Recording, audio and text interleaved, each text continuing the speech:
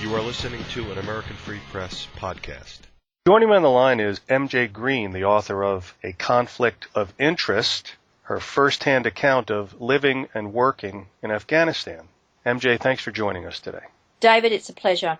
M.J., I read the book in its entirety. I want to get into some detail about the book, not great detail, because this was well worth my time, and I'm happy to say, reading the book, because I didn't know what to expect. But I want to encourage the listeners to go out and pick this book up, and they'll find out why once they do that. For the benefit of the listeners, can you give them a little bit of background about who you are? And please, if you can you start here, like on page 251 of the book, where it says that, of course, you're a native Australian. You were born and educated in one of the most isolated cities in the world.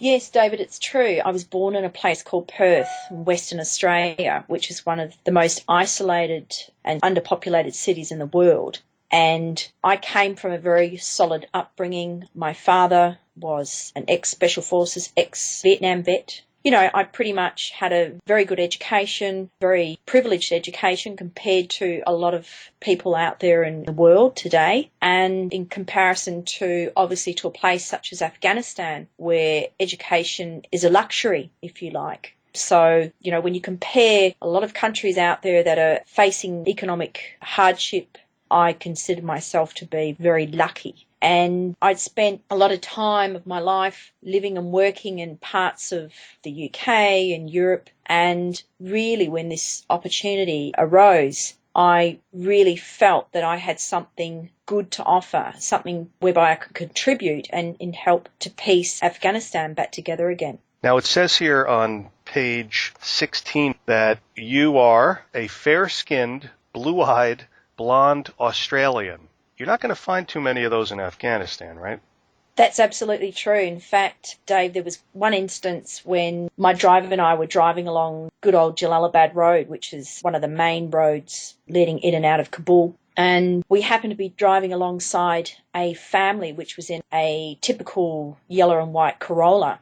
And even though you're encouraged to wear long dress, long sleeve clothing, and obviously a scarf to hide my blonde hair, I happened to look outside the window of the car and I could actually see the entire family just staring at me like they'd seen an alien, because it was probably one of the first times they'd actually seen a fair-skinned person and being female. So it's amazing, you know, when not always people are used to seeing different skin colours, particularly being a female. And that was during the early part of my tenure of working and living in Afghanistan. Okay, so this was in 2007, right, that you went to Afghanistan? That's okay. Right. And you said here in the book, I guess you were 37? That's right, yeah. Okay, so 37-year-old, fair-skinned, blonde, blue-eyed Australian going into a country like Afghanistan. Wow. You knew you wanted to do it. You were hired by this company, and of course, in the book, the only names that are revealed are names that are already well known to the public, but everything else is like a nom de guerre. This company that you were hired by on page 19, and of course you call it Terratota, is that how you say it? Terratota, that's correct, yeah. Okay. It says here on page 19, like most multinationals, Terratota, and again listeners, Terratota is not the real name of the company, offers full-service supply chain solutions worldwide. These solutions are usually described as end-to-end and or turnkey, and they range the gamut: fuel, food supply, procurement, transportation, storage, technology, site services, and so on. So basically, is this similar to this trend that has been going on for the past several decades, where civilian contractors will pick up what the military had done in the past? Absolutely, David. That's exactly right. It's really important. You know, when you've got a military operation happening to the size of what was happening in Afghanistan, you really need on-the-ground support there, particularly with logistics and supply chain. There's a lot of challenges that one experiences in a place such as Afghanistan, where you are constantly challenged by what's going on around you and the surrounding regions. Because I was in the military myself, in the Navy, and I've noticed over the decades since I've been in that there's been a significant turnover of duties to civilians. So I wasn't quite sure what that was, but thank you for explaining that. One of the significant parts of the book is that one of the activities being done by the company was really not appropriate for the company to be doing. However, it was boosting sales significantly, so I can understand why it was that it remained. And this is something that was referred to as export, right? That's right. What is that for the listeners? Export was a euphemism for selling alcohol on the black market. So export was alcohol that was not legally housed in Afghanistan. And as you can imagine, that has huge ramifications, not only on the war effort, but it's a little bit like putting an additional weapon in the hands of the Taliban, because alcohol is forbidden in a Muslim country. And you can imagine how the Taliban would feel about alcohol being sold to the Afghan people. Mm-hmm. And of course, the general manager that you were replacing actually was let go because of export, right? That's correct, yes. And of course, alcohol here, like you say on page 38, that it's a very volatile commodity and a great resource, and that with the exception of fuel, alcohol was the most sought after product on the black market. Pretty surprising, considering that it's a Muslim country, but was that generally before the non-Muslims? Is alcohol sought after by the people who are working there, like in your company and others? Absolutely. Look, I think, David, one of the things to understand is that when you're in a conflict zone, when you're living in and working in an environment such as Afghanistan, which is, there's a tremendous amount of pressure, you're seeing things that most people don't see in normal day society. There's a lot of bombings that are carried out, suicide bombings, there's a lot of insurgent attacks. So people turn towards some kind of vice, some kind of escapism. So you can imagine alcohol was highly sought after as in a way to sort of relax, unwind, and let loose.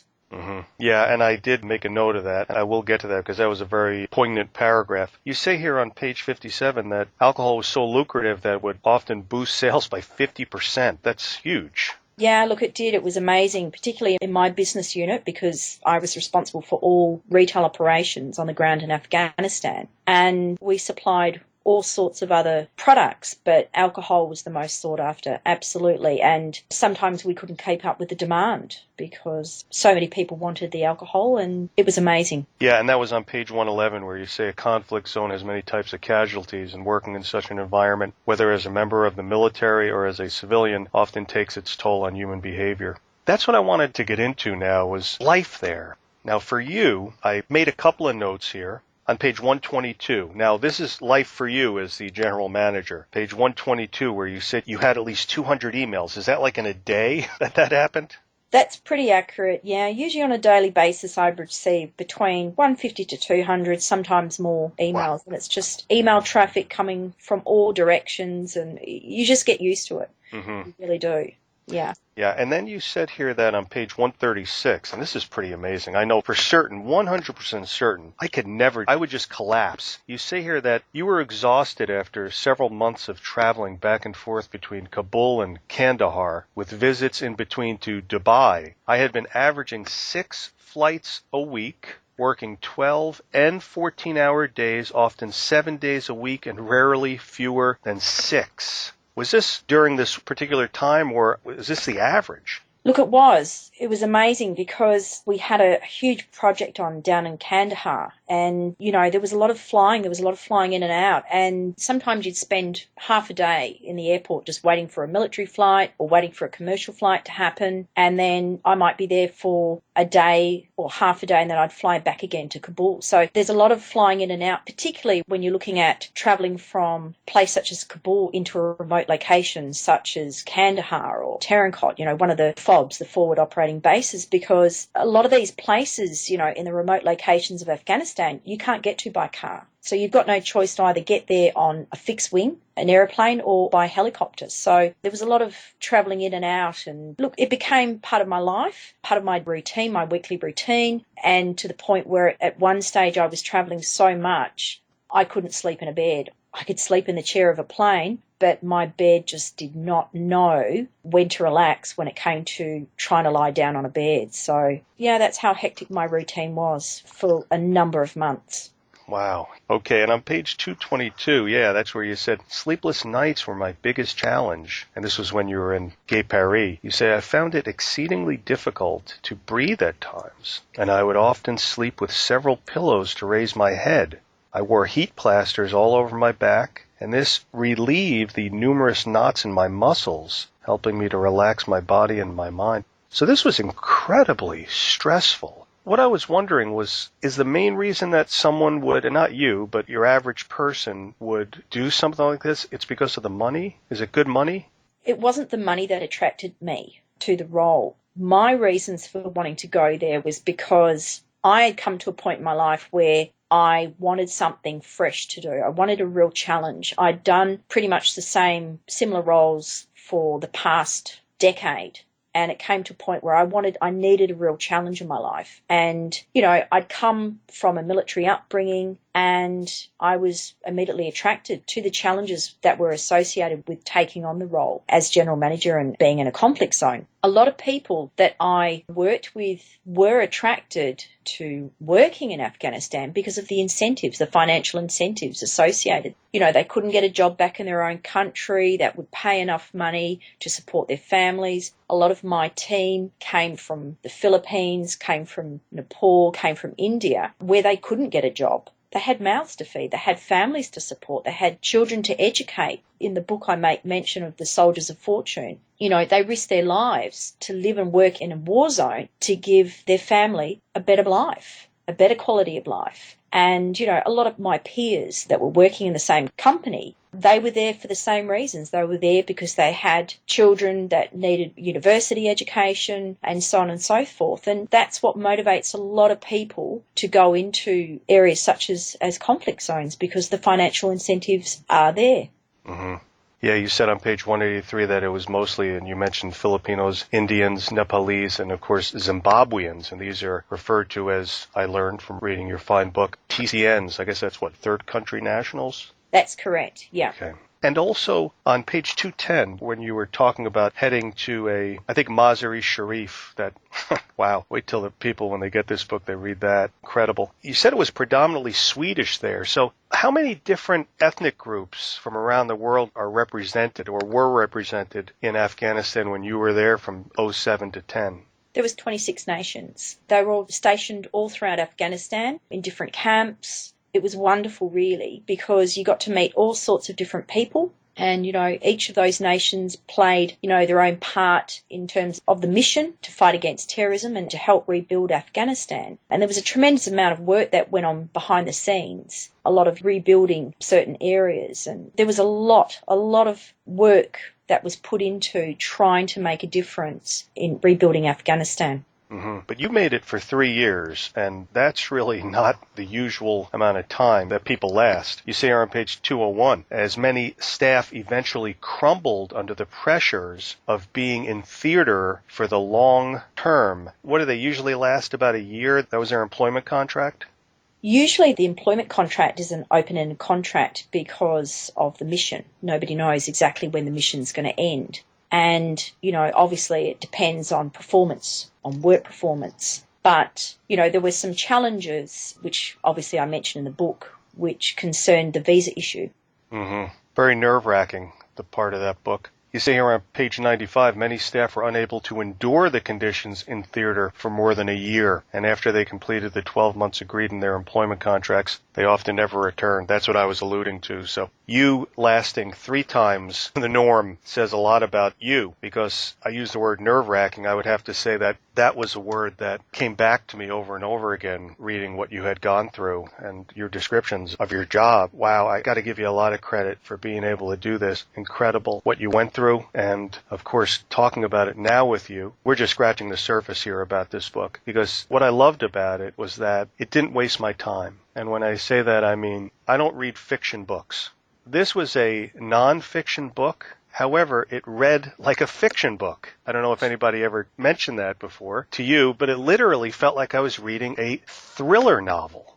Yeah. Look, one of the reasons why I endured 3 years there, Dave, is because my team on the ground and we had developed a close bond. And when you're in a war zone and you are living with these people 24/7, okay, they become your family away from home. I was like their mother figure, and I knew that anything that happened there, they turned towards me for strength and for direction. And I didn't want to just up and leave, because I knew that without me, they would not have had the support that they needed to exist. So, my commitment was to them as much as their commitment was to me. And that's one of the reasons why I decided to be there as long as what I did. And not only that too, there was a lot of projects that we were developing. And it's like anything, when you love what you do and you have a certain amount of responsibility to yourself as well as to your people, you want to see that through no matter what. And that's why I lasted as long as what I did. Even after the corruption had been uncovered within my own organisation and action had been taken, there were still other things such as the situation with not being able to obtain visas. There is no way I could have just let my people to fend for themselves. I had to be there and see them through it.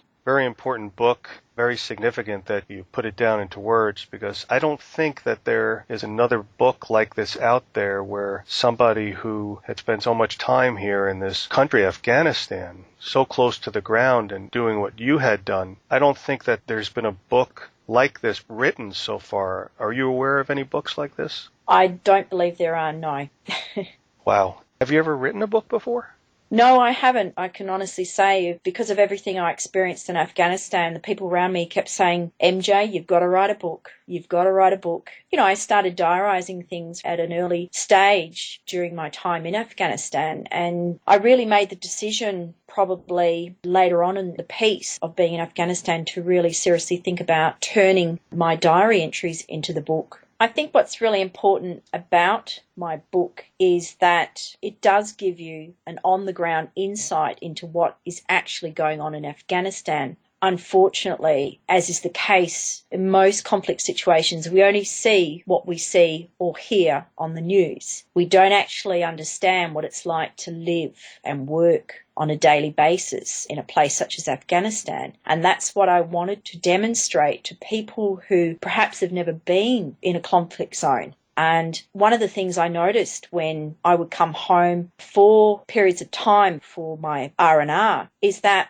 people generally back home are really only focused on what's happening in their own daily lives. And they may only watch 20 minutes of news every day if they're lucky. So people's understanding of what's really happening is very limited. And often we are conditioned or educated for whatever reason in terms of what's going on, and we don't really get to see the true picture. So that's one of the reasons why I wrote this book, was because I wanted people to have a better understanding that truth is never on the surface. You really have to dig down deep in order to find it. And my epigraph is, in war, truth is the first casualty. And I think that's something that people really need to understand. We look around us and we see things that are happening in Syria, not just Afghanistan, but Syria, Iraq. And often we are misled by one person's viewpoint and not by the actual truth itself. And I think that's really important. We have to be lateral in our thinking, and we have to understand that if we really want to know what's going on, then we have to make it our business to listen and not just be swayed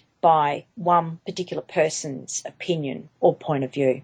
How's the book doing out there in the market? Do you have any idea? Dave, I think the book is going fairly well. It's only been released since late October, and the book is doing really well. This was a terrific book. It's very important that folks pick this up if they want to understand what's happening there in that part of the world, in that country. Really, from somebody, like I said, somebody who was on the ground and in a position that they could actually understand what's going on, and meeting with significant people in the country, which again, like I said, we only scratch the surface here of this wonderful book. Are you working on any other projects after this? Yes, I'm currently working on my sequel. My sequel will be titled An Eye for an Eye. MJ Greene, I want to thank you so much for the time you spent explaining all this to the listeners. I had a wonderful time reading the book. It's not very often where I get to read, like I said, a non-fiction book that reads like a fiction book. But thank you, MJ, so much for the time, and looking forward to speaking to you again in the future. David, it's been an absolute pleasure. Anytime.